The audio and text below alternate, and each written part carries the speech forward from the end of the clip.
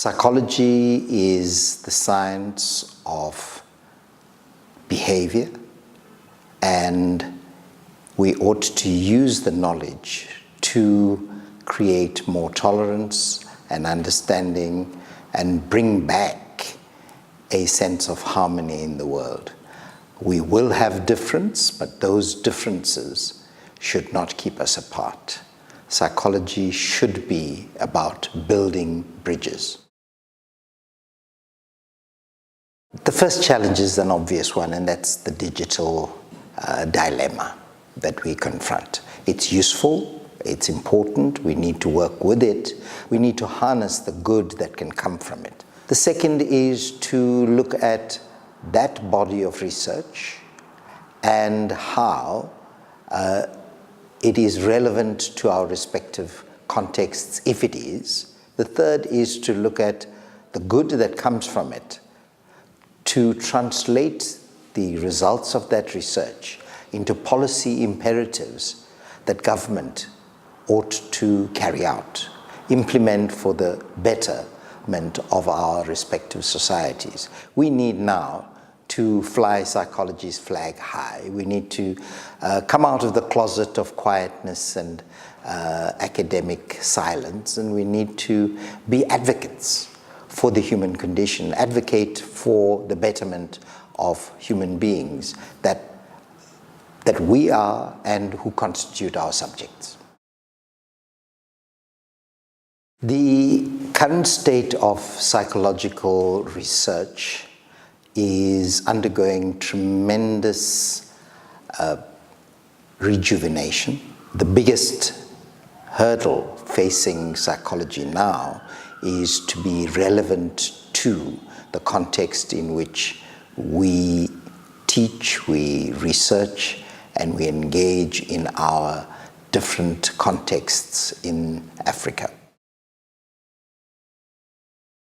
Area that is most important now is critical psychology, where the old notions of psychology, looking at psychology in this 21st century, in a digital age where economic insecurity and social uncertainty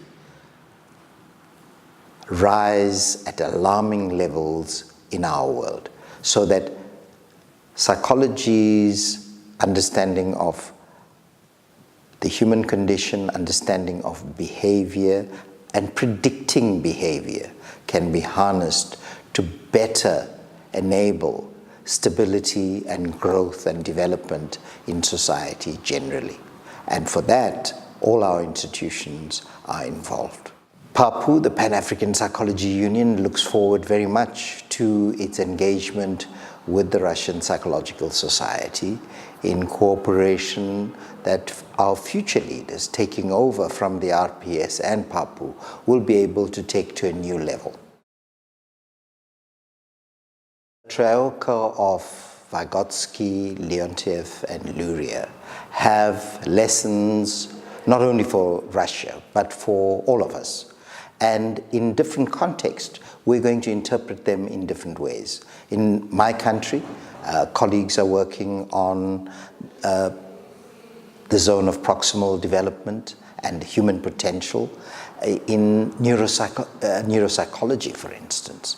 So you'll find different ways to connect to that. But the essential social component, the historic context, that all of us are social beings, that in learning, we learn better in a collaborative context rather than the individualistic paradigm that tends to be put out by some Western theorists, become very important for traditional societies, for the majority world. And I'm pleased that the Moscow State University, the Russian Psychological Society, the Institute for the Study of Man or Human Beings, and the other institutes that are present in Moscow should let the knowledge base that they have become more available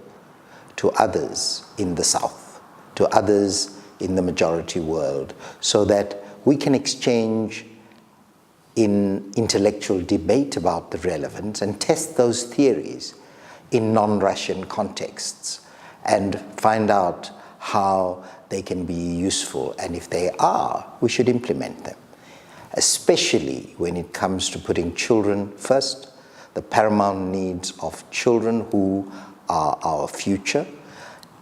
Early learning and the process of consequent development and maturation are important components that Vygotsky's teachings can give the rest of the world.